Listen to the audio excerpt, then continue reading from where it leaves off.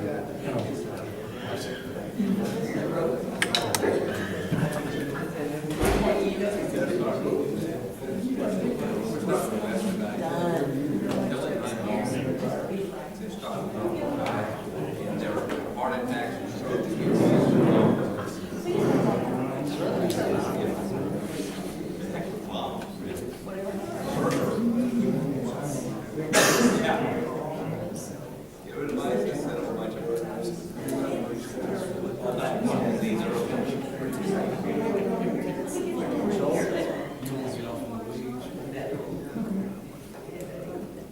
I'm going to call this meeting to order, please.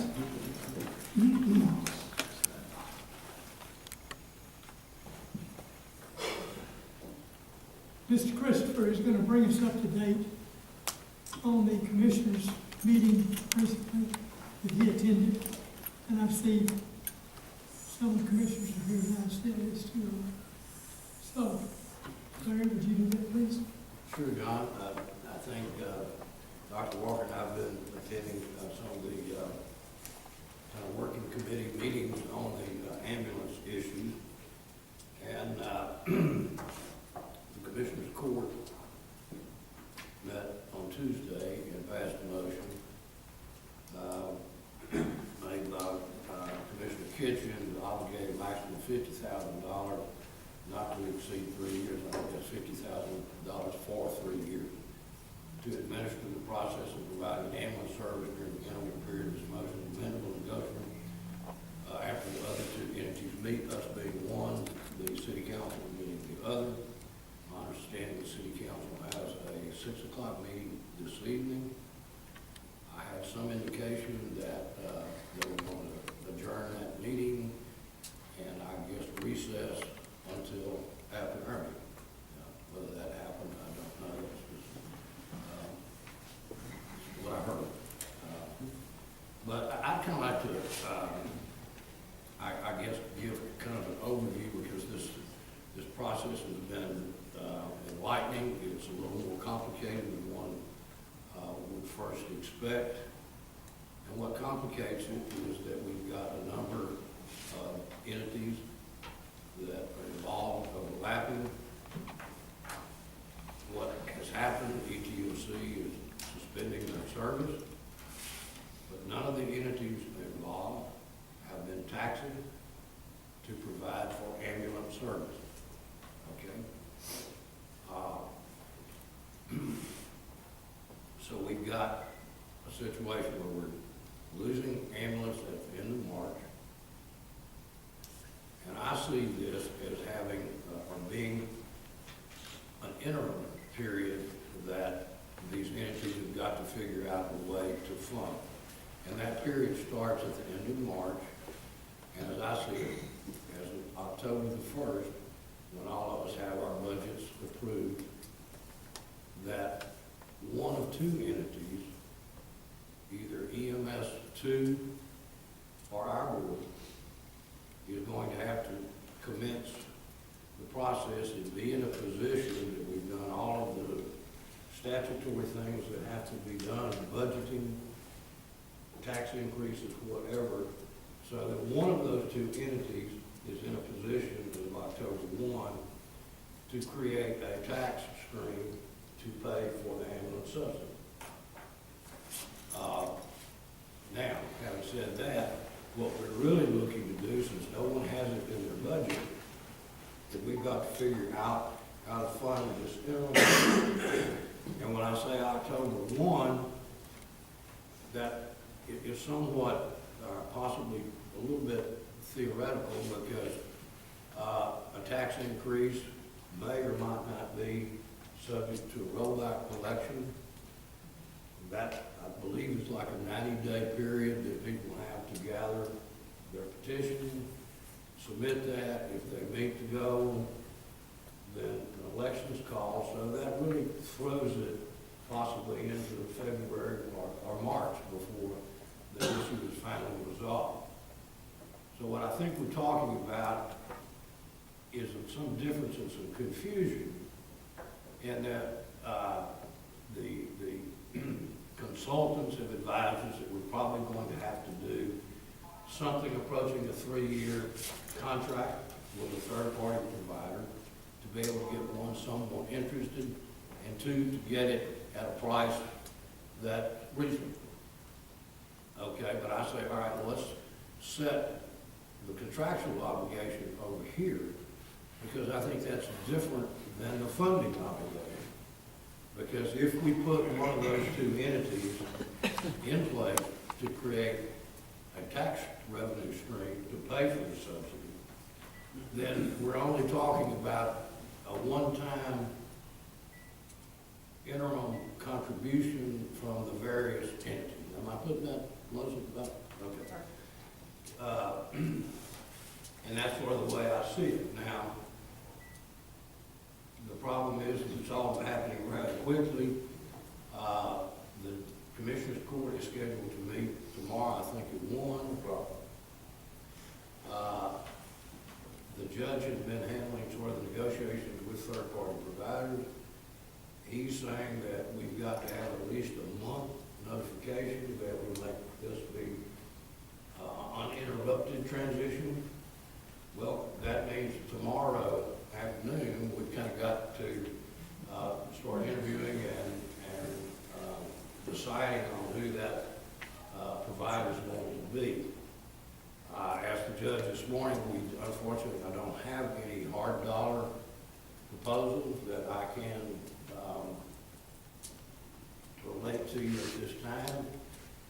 I think that it's going to be in the neighborhood of probably about a $200,000 annual subsidy.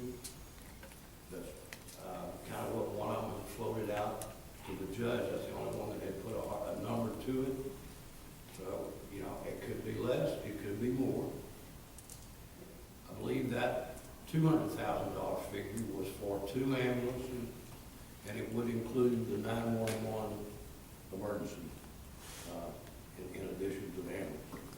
Mr. Commissioner, it was actually $400,000 annually, but $200,000 is the 6-month income. Is where we're getting $200,000, but 400. Okay, well, I misunderstood that. So you're saying it's a Between 200,000 400,000 and 500,000 is the annual? numbers. And then So- 250 is the 6-month that we're talking about. So if we look at October 1, then there's a $200,000 Additional. interim fee till we can get a taxing entity to Yes. step in. Right. This is Okay, 6 months. I think I misunderstood that. Yeah. So I think that what the other entities are expecting, I think, from us tonight is an idea of what kind of contribution that we're going to be in a position to make for these interim funds.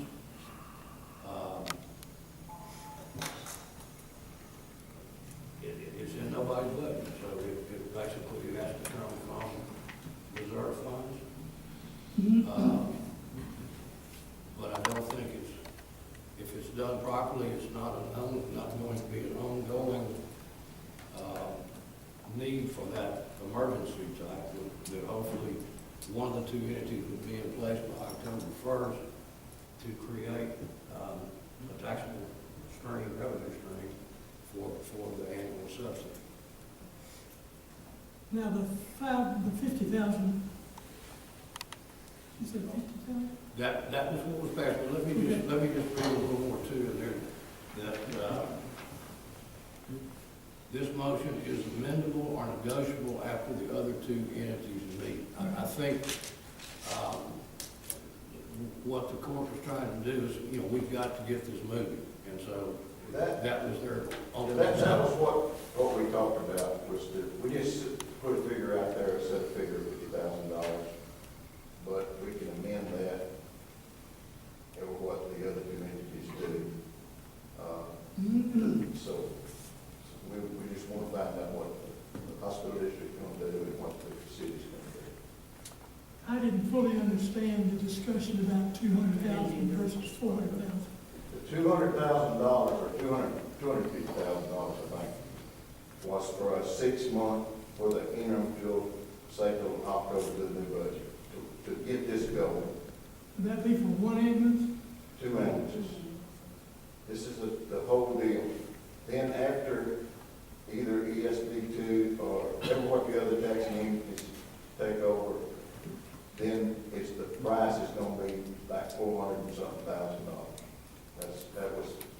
for 12 months. Yes, sir. That's Two- 2,000 two per ambulance. ambulance. This is just from one ambulance business? Could be, no, well, that was just one, one company. I think there's three. But there's several We're other, negotiating with four different companies. and they haven't. And they could be, Yeah. the price could be different. And we're doing worst case scenario. I'm doing what? We're doing worst case scenario. Yes, sir. It could be lower than 100,000. Now, one thing I need to point out is essentially in October, which is gonna happen, one entity is gonna take over primary finance for the budget. Okay? That entity, whoever it is gonna have to raise taxes to do it. Sure. But the other two entities, you didn't have that budgeted this year. You can't, you didn't have that budget. We didn't have, nobody had a budget. This was, it came all of a sudden. So I think people in the community must realize that this impacts all three bodies. And ultimately, that money has to come from somewhere. And ultimately, somehow, that's either significant services, which people around here are pretty lean. I think this county runs about as lean as you can get, period. We don't have a lot of, which means you're gonna have to raise taxes a little. All, the other two can't, have to, the two entities that are now having to dip in their pocket and cannot recoup that, will have to raise a little bit to pick that up. That's just a reality, and I think people in there have to understand it. It's gonna be a yes or no vote. Do people in this county want taxes? Now, I'm speaking for myself, not the board. I think logically, long-term, this board would be the logical one to take over, if not a separate EMS entity. But that would require that ugly word. I think it is gonna be, it's gonna be fairly straightforward. I mean, we need to keep the ambulance service going now. But if people elect not to support it, we won't have an ambulance service, and they're gonna have to support it. And I think, everybody understands that. Well, I'll just tell you from the feedback that I had, the people that have commented to me, they're very definitely want the ambulance service, and their reply is, yeah, I know it's very complicated to fix it. And I think that's, the challenge that we all face. We've enjoyed many years of no expenses on our part for an ambulance. And that was wonderful, but that's gone away, and quite frankly, I don't think there's anybody in the wings prepared to offer us that deal again. So we've got to rise and meet the challenge and figure out how we do it. What part would the county play in administering the running of the ambulance service, the 911, having a small staff to take care of the business end of this? Have y'all talked about that? You wanna answer that? There's, speaking on behalf of the county, I'm with the city, but what that would entail is they would be the oversight agency that would negotiate with the contract. And during the course of the contract, they would be the ones to be sure that they're remaining by the terms of the contract. As far as administering, whoever and whatever ambulance service comes in, they would take care of the building side.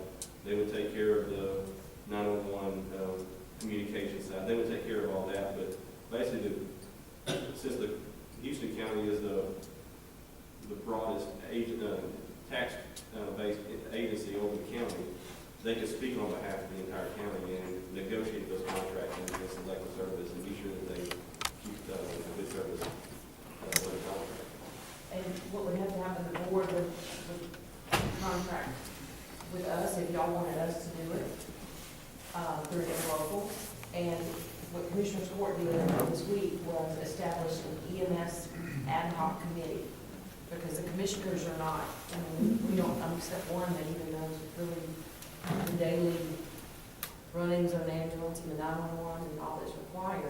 So then a 5-member board has been set up to oversee this, to monitor performance reports. And that's what's been created through this, through the initial committee is what are the minimum level of care that we still want? We could go out, we could get an ambulance service for 0 subsidy, and then we would get everything we paid for. You bet. Let me just ask one question. When we talk about subsidy, is this a fluid subsidy or is this a fixed subsidy? Fixed. So it wouldn't matter what they were billing out or how much money they were bringing in, it would just be a fixed amount. Yes, and that's what on the performance committee, that's part of, to monitor their number of calls, their, and stuff that we don't even know how it even works, along with the consultant, to know, well, if you have this many calls, well, you get this much from Medicare, and it costs us this much, all that, so that's what that committee is gonna be for, and would be reviewed annually, or well, reviewed quarterly anyway, but it can be set up to be. They should, the EMS, the third-party service should report to the administrative agency, whether it's the commission. It's usually, in the state of Texas, usually the third party reports to the county judge and the commissioners at a monthly. So they would give, at that point, they would give, you know, how many total calls have they run this month in the county? How many calls have they run in the city? And it may even be set up to a point to where they report to all 3 agencies. If you're all contributing money and you want that accountability there, it could be that they come to the commissioner's court, report to them. They come to the hospital district and report to you.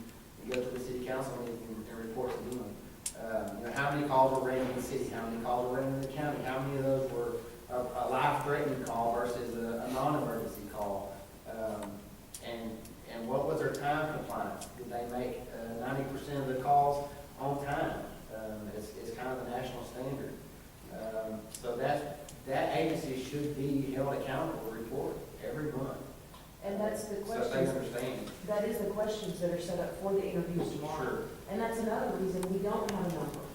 We didn't write a contract, we don't have, we're just now getting to a point where we have a minimum level of care so that we don't go backwards. Well, the biggest issue is that for 20 years, the way the contract was written between the EMC and the county, and there's some discrepancy of whether it was a contract or an agreement.